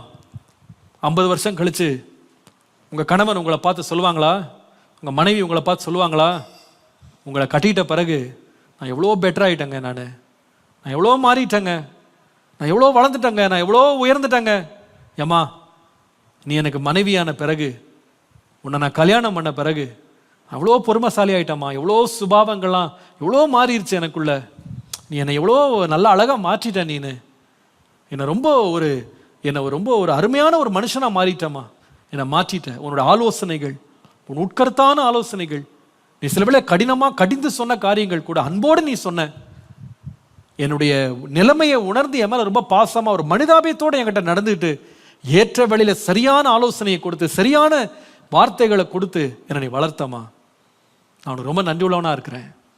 இங்கே இருக்கிற யாராவது தாயார் இந்த வார்த்தையை நீங்க கேட்டுக்கொண்டிருக்கலாம். ஒருவேளை உங்க பிள்ளைங்க நீங்க சொல்ற வார்த்தையை கேட்காமலே இருக்கலாம். ஒரு தகப்பனாக உங்க பிள்ளைங்க கேட்கிற எந்த ஆலோசனைக்கும் அவங்க செவி கொடுக்காமலே இருக்கலாம். நீங்க மனம் தளர்ந்து போயிடாதீங்க. It's a long process. உருவாக்கப்பட்ட நாள்லயே எல்லாரும் கூரான கத்தியா இருக்கிறது இல்லை, அது கூராக்கப்படணும். சில வேளையில முழுங்கி போயிருக்கும், பாதியில கவனம் இல்லாமல் விட்டுருப்பீங்க, ரொம்ப நாளாக பயன்படுத்தாமல் விட்டுருப்பீங்க, கவனம் செலுத்தாமல் விட்டுருப்பீங்க, அது அப்படியே மக்கி போயிருக்கும். இன்னைக்கு சொல்லுங்க உங்க பிள்ளைகளை பார்த்து, நீ ஆலோசனை கேட்காமலே போனா கூட பரவாயில்ல, நீ என்ன அசட்டை பண்ணாலும் பரவாயில்ல, பரிகாசம் பண்ணாலும் பரவாயில்ல, காதை அடைச்சிட்டாலும் பரவாயில்ல, நான் உன்னை தீட்டிக்கிட்டே இருப்பேன். இரும்பை கருக்காக்கும். நான் உன்னை பண்படுத்திக்கிட்டே இருப்பேன், உன்னை உருவாக்கிட்டே இருப்பேன்.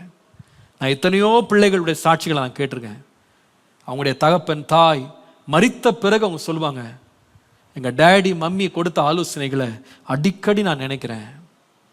எத்தனையோ வருஷத்துக்கு முன்னாடி அவங்க கொடுத்த ஆலோசனைகள், அவங்க கொடுத்த கண்டிப்புகள் அவங்க ரொம்ப கூராக்கியிருப்பாங்க. அப்படியே தீயெல்லாம் பறந்துருக்கும், சூடு ஏறி இருக்கும், அது ரொம்ப சத்தம் போட்டிருக்கும் அது. ஆனால் அந்த அப்பா அம்மா பாருங்க, அவங்களுக்கு அடிக்கிறதோ அவங்க கண்டிக்கிறதோ அவங்க திட்டுறதோ அவங்களுக்குலாம் இன்பமாக இல்லை, அது ரொம்ப வேதனையாக தான் இருக்கும். நான் ஒரு தகப்பனா சொல்ல முடியும், என் பையனை ஒரு வார்த்தை திட்டி அவன் கண்ணிலேருந்து ஒரு கண்ணீர் வந்துட்டா கூட நான் அதனால் சந்தோஷப்படுறதில்லை. ராத்திரி படுக்கும்போது எனக்கு ஒரு மாதிரி பண்ணிடுது, அது இப்படி பண்ணிட்டோமே, இப்படி பேசிட்டோமே, இப்படி ஒரு வார்த்தை சொல்லிட்டோமே.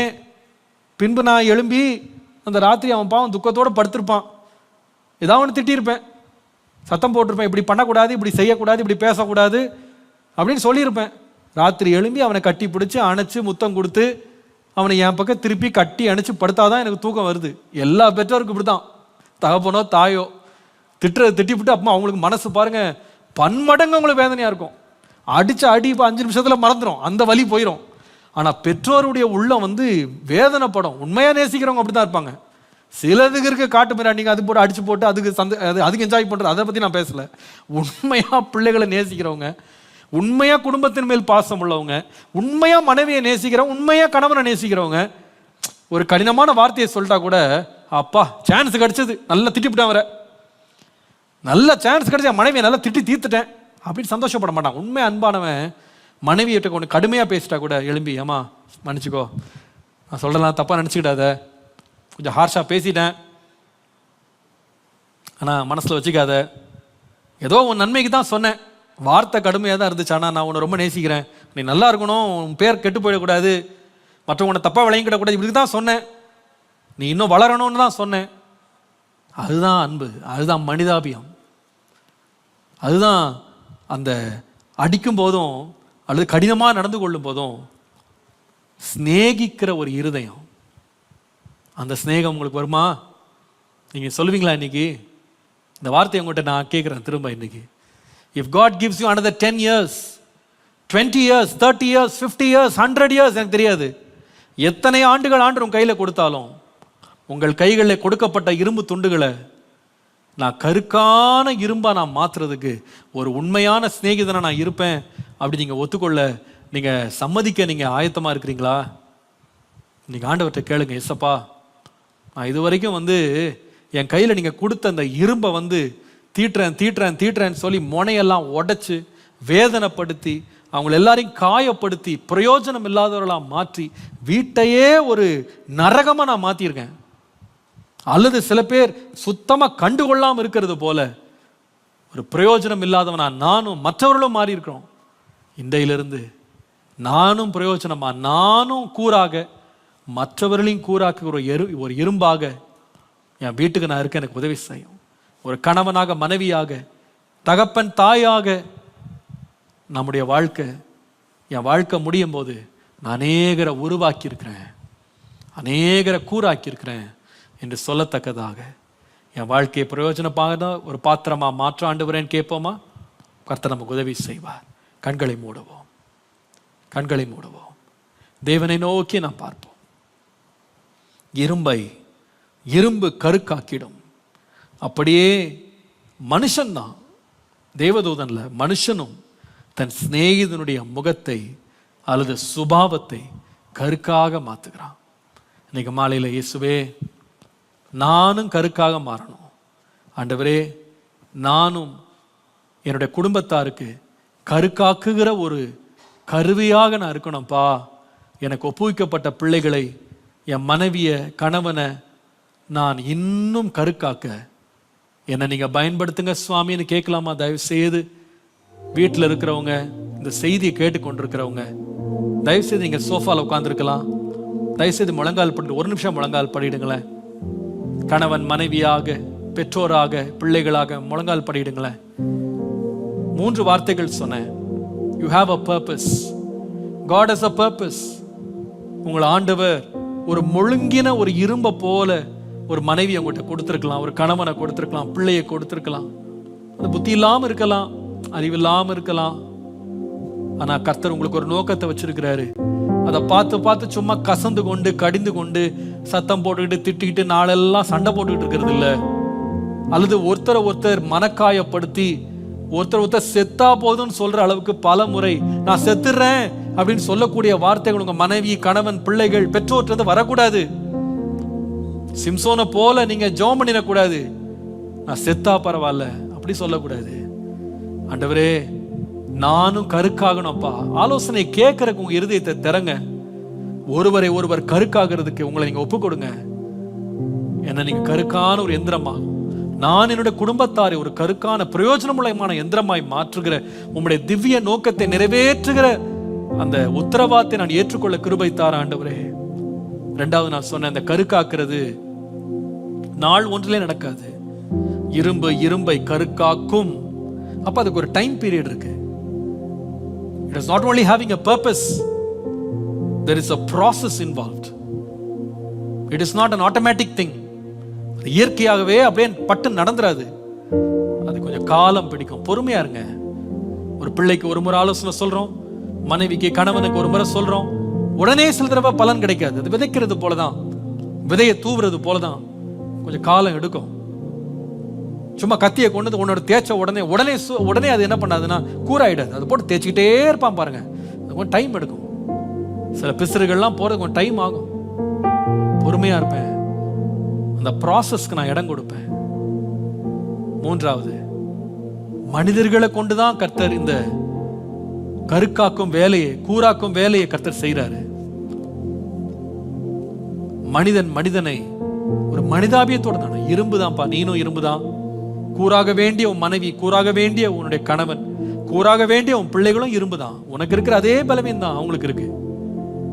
இயேசுவை போல அன்புள்ளவர்களா இருங்க, சிநேகிதர்களா இருங்க, கடிந்து கொள்ளாதீங்க, அவசரப்படாதீங்க, மனிதாபியம் இல்லாம நடந்துக்கிடாதீங்க.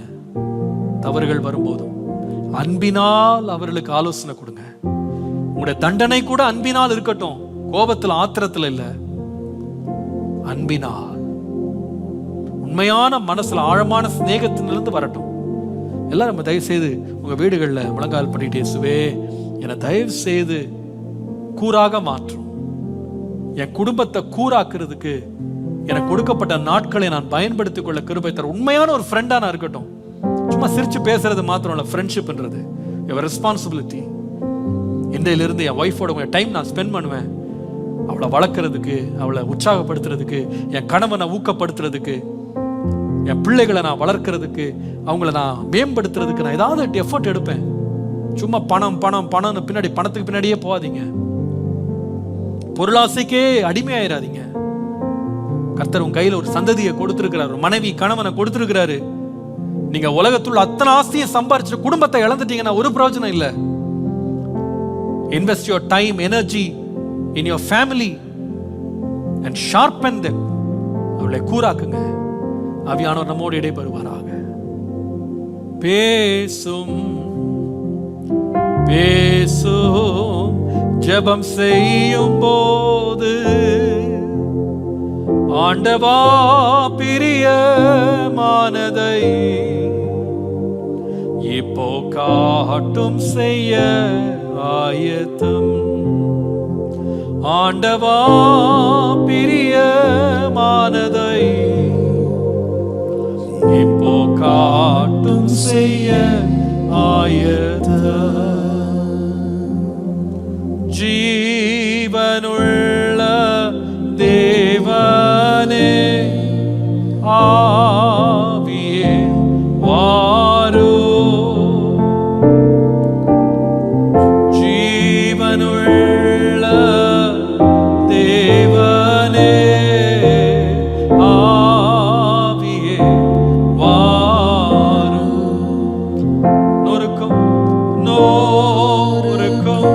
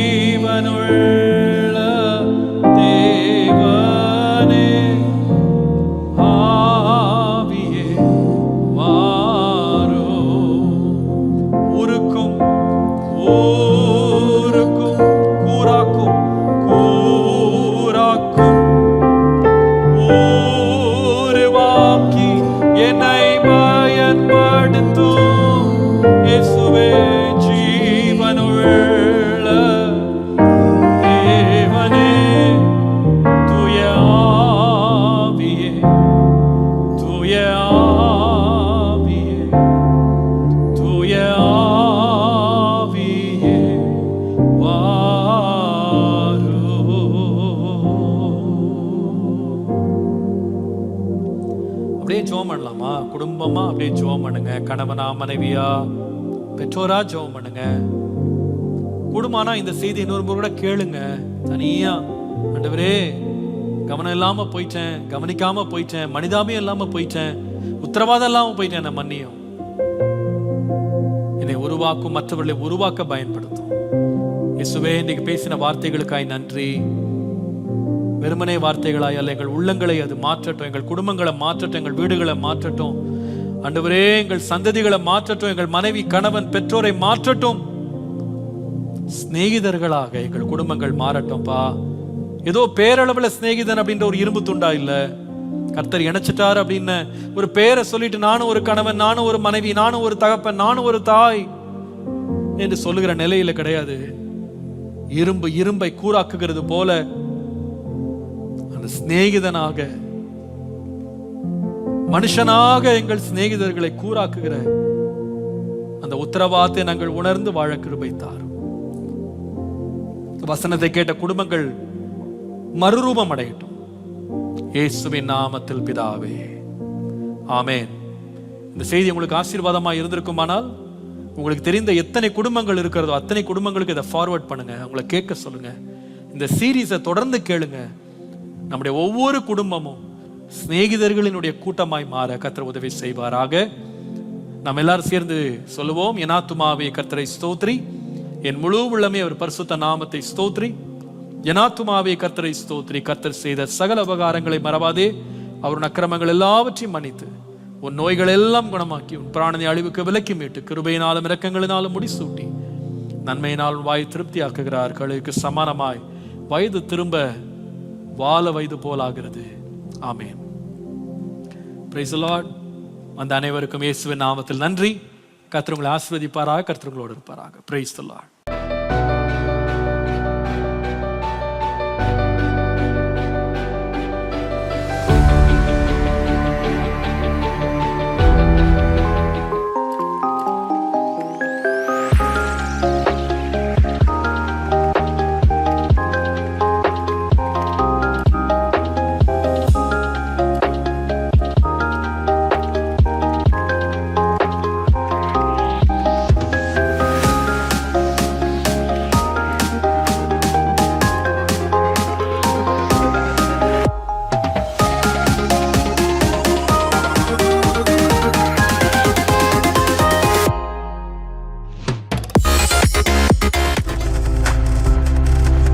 நீங்கள் பார்த்துக் கொண்டிருப்பது உங்கள் ஜாய் டிவி. உங்கள் துக்கம் சந்தோஷமாய் மாறும்.